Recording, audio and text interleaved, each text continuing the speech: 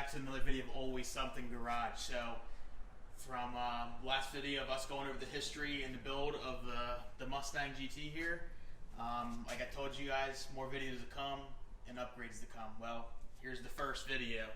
As you can see, the car, the engine bay here, there's no intake on it. So, we'll get right into what we're going to add to it, and let's just go over the whole build. Well guys, as you can see, we got a whole shopping list of parts here on our table. So as you can see, we went with the Edelbrock. We have the Edelbrock Victor Jr. intake for the 4.6 liter. We went with the Edelbrock rails as well, and then we went with the 6061 aluminum intake elbow for it. So this one was from Modular Head Shop. Also picked up some new gaskets for the elbow, and then new gaskets for the IAC. So I guess we can go over just a couple fittings and special stuff we have for the intake. So as you've seen from the build video of the Mustang, we have the 4 innovations fuel regulator, and then we have a sensor for our secondary fuel pump, and then we have the fuel pressure sensor. We actually picked up some new braided hose for the bridge that goes over both sides of the fuel rails. Picked up some vacuum boost hoses that we're going to use with UPR's vacuum boost block, which looks pretty good. Actually very cheap compared to 4 Innovations ones, which I think is like 80 bucks or so, maybe 60. I picked this one up on Amazon and it was like 30 bucks. It was pretty cheap. All the new fittings we got are from Fragola. So we have some curved 90s, and then we have this little T90 here, which is going to go on the back left side of the intake for the fuel rails. And then it's going to connect to actually the factory fuel line, and then we're going to add this 4 Innovations hose end here, which is going to plug right into the factory fuel lines. So we don't have to run any custom braided with AN fittings or nothing. We'll use the factory plastic one. Then for the intake as well, always go for Felpro intake gaskets, the best in the market. They have that like thick plastic gasket, and then on top of it with the rubber. So it's the best in the market for these cars at least. So I definitely pick up some of those if you're gonna switch over to the Edelbrock intake. We're going to actually be making some custom brackets for our fuel regulator back there, and which we're going to kind of make it bolt onto these bosses here on the intake in the back. But for the most part, I got everything pretty much mocked up where we want the fittings to go. So like I said, we have that fuel pressure sensor here. Then we have an AN90 fitting for the bridge to go over to the next fuel rail. Have that 90 degree with the AN fitting connecting to that. And then we have this 90 going back. The regulator will be up here on a bracket, just kind of like that. And then we'll have this side that's going into that regulator. Then on this side, like I was telling you, we had that 4 Innovations adapter here for like a hose barb kind of thing. So that's going to plug in right where the factory fuel line goes in on the side of the car that's on the passenger side. They have the factory fuel line. It's going to plug in right to this fitting, and then it's pretty much going to be like how it is, a return style. It's going to be a closed loop circuit here. So I think it's all going to work well. Looks great. It's been a long time coming. Definitely, if you have the stock intake and you go to upgrade to the Edelbrock Victor Jr. setup, please do your research. It is a lot of money for what it is. I think I have picked up the intake and the elbow for $850, bought it on Facebook Marketplace, and then with all the fittings and the new hoses, it's over would be like $1,000. So just make sure you know what you're getting yourself into. But gotta say, it's definitely the next step into more horsepower. So love the way it's gonna look, and we'll see how it turns out.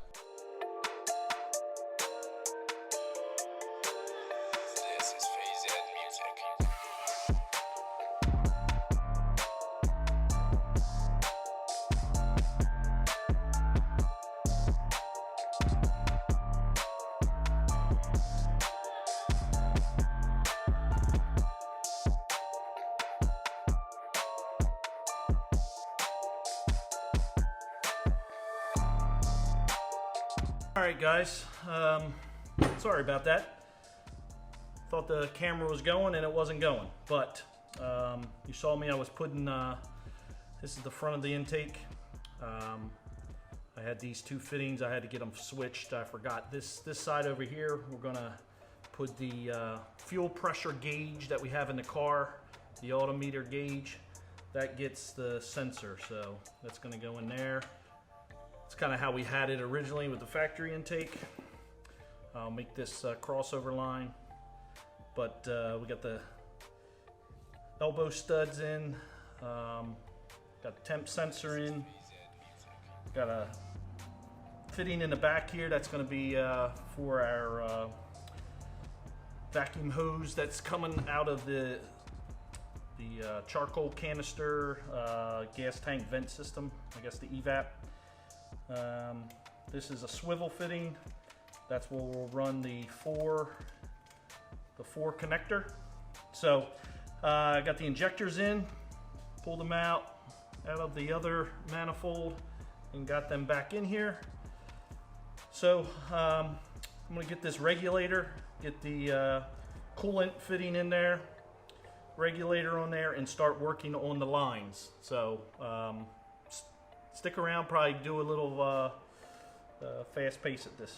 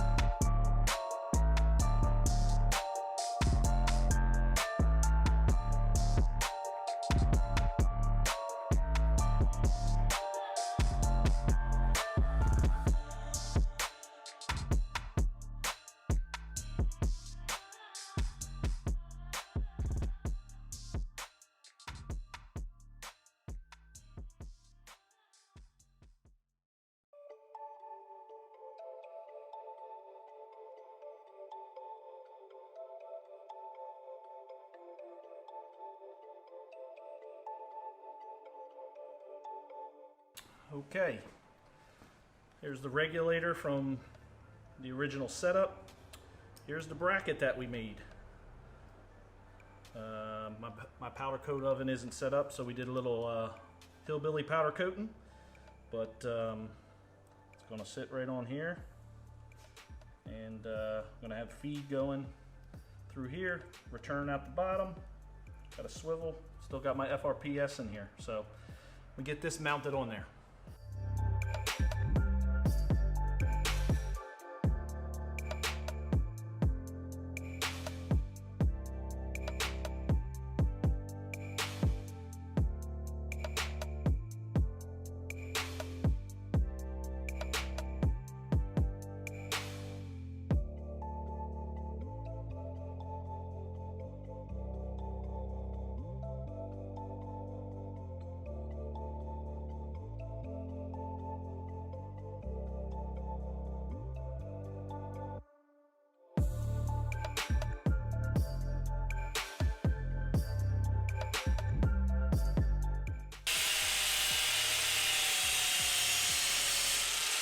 Before cutting, make sure you put some tape. If you are using a electric grinder or something like that, make sure you put a piece of tape here so it doesn't fray up the braided line.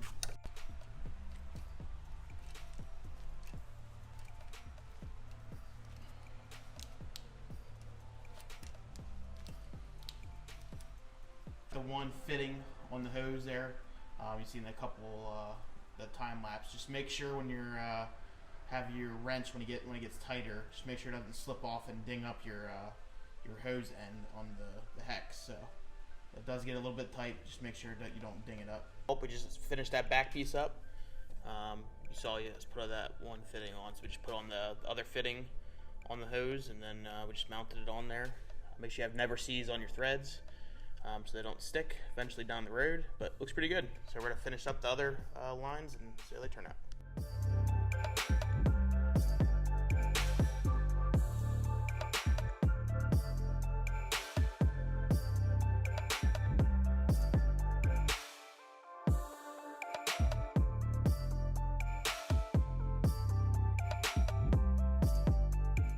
Finished up the cross bridge on the fuel rails. Looks pretty good. Wanted to make that little swoosh you see there kind of cross over because the fuel lines are staggered. So I think it looks pretty good. So I know you guys seen the video of us putting screwing those the hose onto the adapter. Just make sure you have a guy holding on to this side, so when you do screw in this, the hose doesn't pull out. So just gotta make sure that it's staying where it's there. Then actually just throw a mark line on there, just on the edge where you kind of want it to go. And then if it does back out, you'll see that line kind of be off. So if it's on, it's on. And if it's off, take it off. And you have to redo it just to make sure you get your length where you want it. So we got the vacuum boost block here. Like you guys seen in the first couple videos I showed you, we got this from UPR. So on the left, we have all the vacuum boost fittings. And then we're right on the firewall. We drilled a hole and we put a little insert in there so we can put the screws on there and kind of mount it to the wall so we can make it nice and pretty.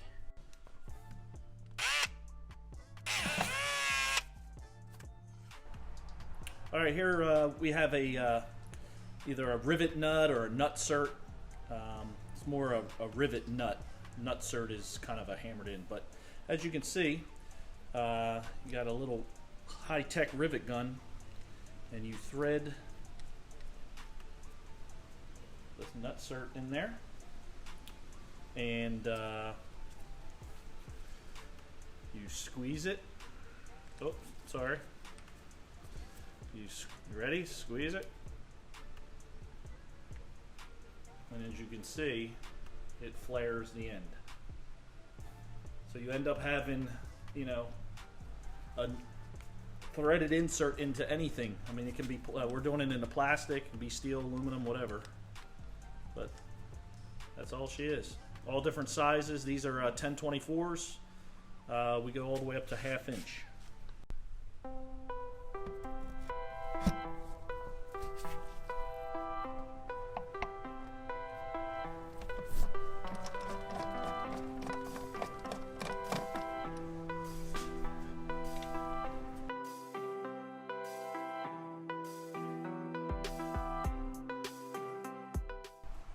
So we just put that vacuum boost block on there and it looks pretty good.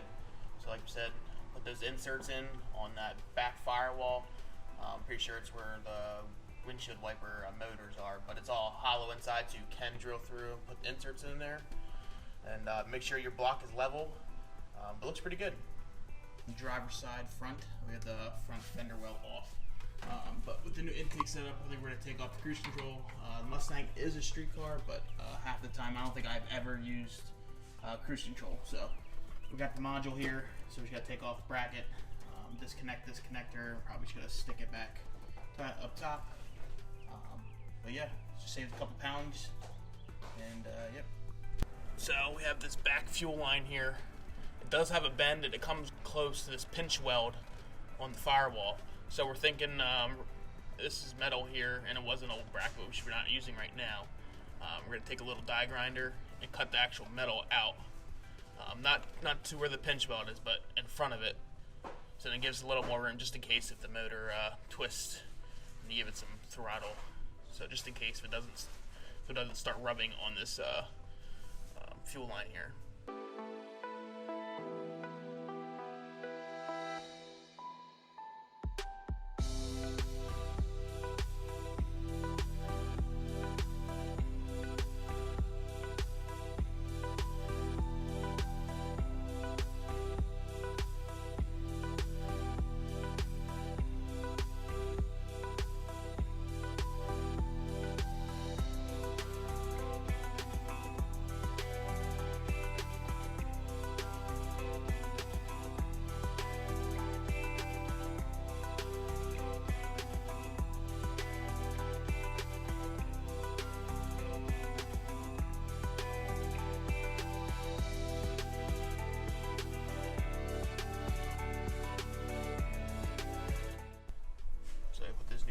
Velcro gaskets on there, and it has those little pins. You have to press them in, make sure they're locked down in there.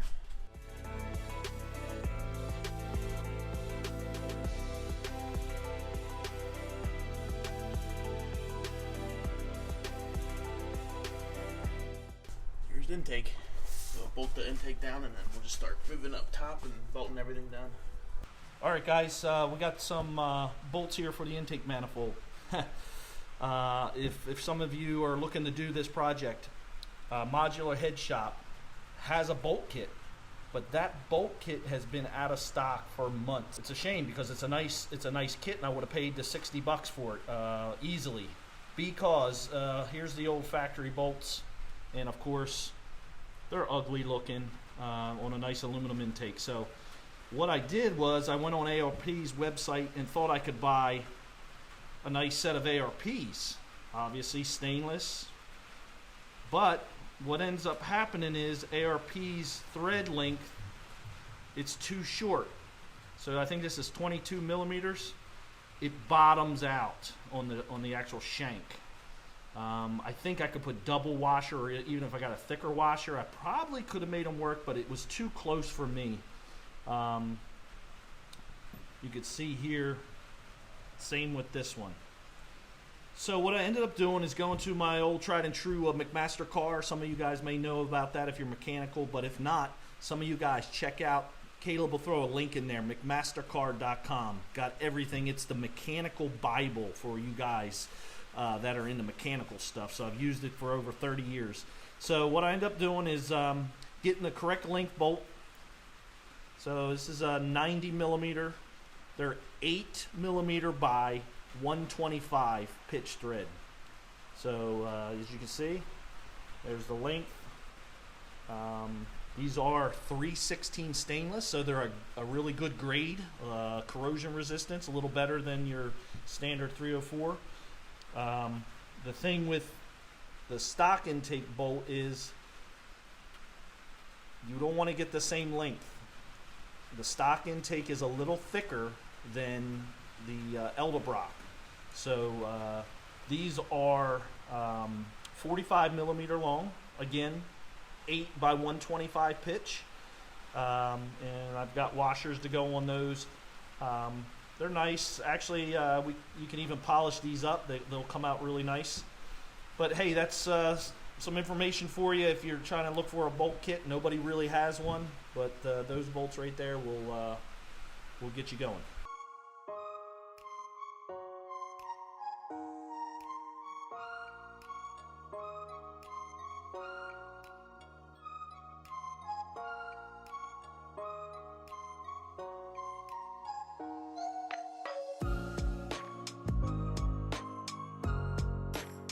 Just got the intake bolts all torqued up.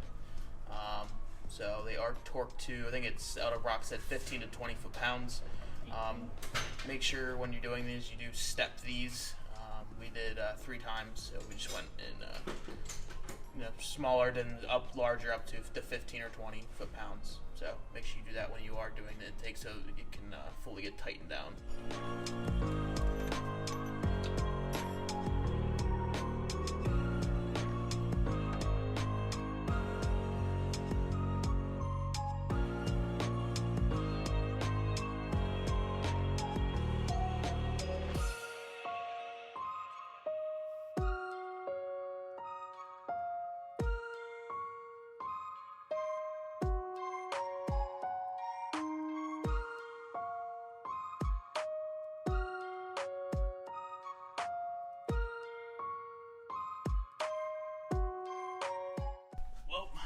Like you seen in the last clip, threw on that throttle body onto the elbow, and then we were just throwing on pretty much the lines that we could. Have our fuel sensor on there, and then we were working on this fuel line for the return line. The little yellow mark there, that's where I think we're going to cut it there, so we do have to reach it on the bottom of the regulator. So we're going to work on that. But other than that, I think we pretty much have that stuff. But then we also have to work on our boost lines for our UPR block on the firewall. So we'll have to run those and then we got to do all our coolant lines. Put the crossover tube on, and then I think we'll be very close to probably starting it up. All right, so we got the stock feed line hooked up to the rail. So we decided to go, as you can see this fitting right here, this is a swivel. This is a 3/8 MPT to a number 8 swivel fitting. And then we use the 4 Innovations adapter. And as you can see, here's the stock fuel rail and clipped on. So it makes it nice and clean. It fits right underneath that heater hose, and it works out pretty good. You see it's got the swivel in it, so any movement helps it out. Caleb showed you earlier, we got this UPR vacuum block. Decided to clean up all the vacuum lines, all the factory small plastic lines that always break. So we mounted it on the firewall. You saw that earlier with the nut certs. So here's our main 3/8 feed into the block, and that's on the back of the elbow. So that's your typical 3/8 feed. On this end here, we ended up putting our staged fuel pump. So we have staged fuel pumps here. So this is the switch that comes on. That pump turns on at 5 psi. So once it sees 5 psi boost, that switch comes on. So that was nice, cleaned up real nice. So here's all the vacuum lines we have. We have one for the factory evap system, which is still on the car, and then we have a boost gauge that's inside the car. We have this one is for the fuel pressure regulator. This is for FRPS, for the fuel pressure regulator switch sensor that we're still running. And then, of course, this one here is for our wastegate. But cleans it up real nice. You can see it tucks in there and cleans up the motor so you don't have those vacuum lines running all over the place. All right, so I want to talk about this throttle bracket that we have here. So it says with this 6061 elbow here that you can use the stock throttle bracket and cable, which you can. But what I noticed is this elbow obviously is a lot wider than any factory or even the aftermarket plenum elbows.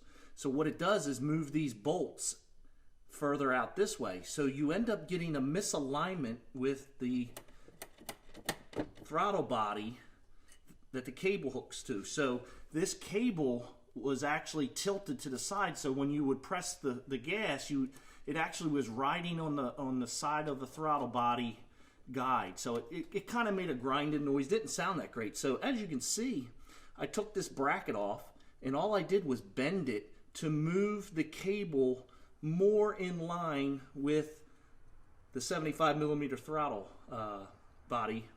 So now it works. It doesn't make a noise, but it would grind on the plastic on this throttle body. So just note that. You can use the bracket. I just took it off, and as you can see right there, it's not 90 degrees. I bent it in. But thinking about making a custom one of these because nobody makes them, but it would be nice.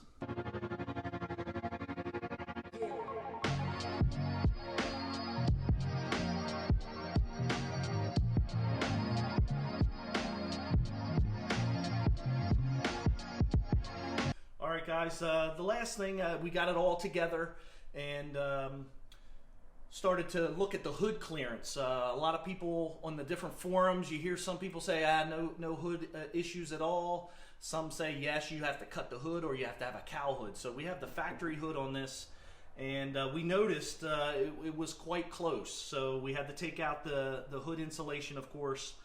But as you can see, we have modified the hood. Of course, I cleaned it up real good and we painted it to kind of get it to blend in. From a distance, you really don't see it, but the way I checked it was I actually used some plumber's putty here, and as I closed the hood, you looked in, and I just laid the plumber's putty on top of this, and of course we shut the hood and it indented. So what I ended up doing is putting a little paint on top of this plumber's putty. I did it again, put a little paint on it, and made a paint mark. So then I knew where to basically cut the notch out. And that notch there is to clear this elbow, which is sticking up higher. This back notch here, was a little close on the back of the throttle body and the throttle linkage. So it looked like it would have worked.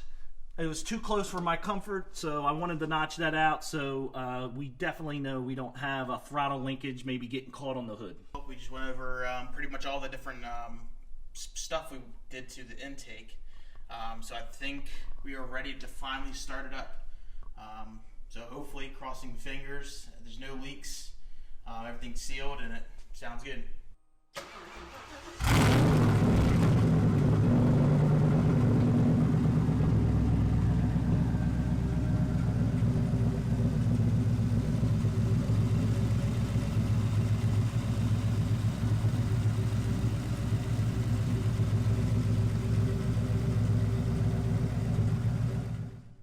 Well guys, as you can see, the car started up nice and it ran and sounded real good.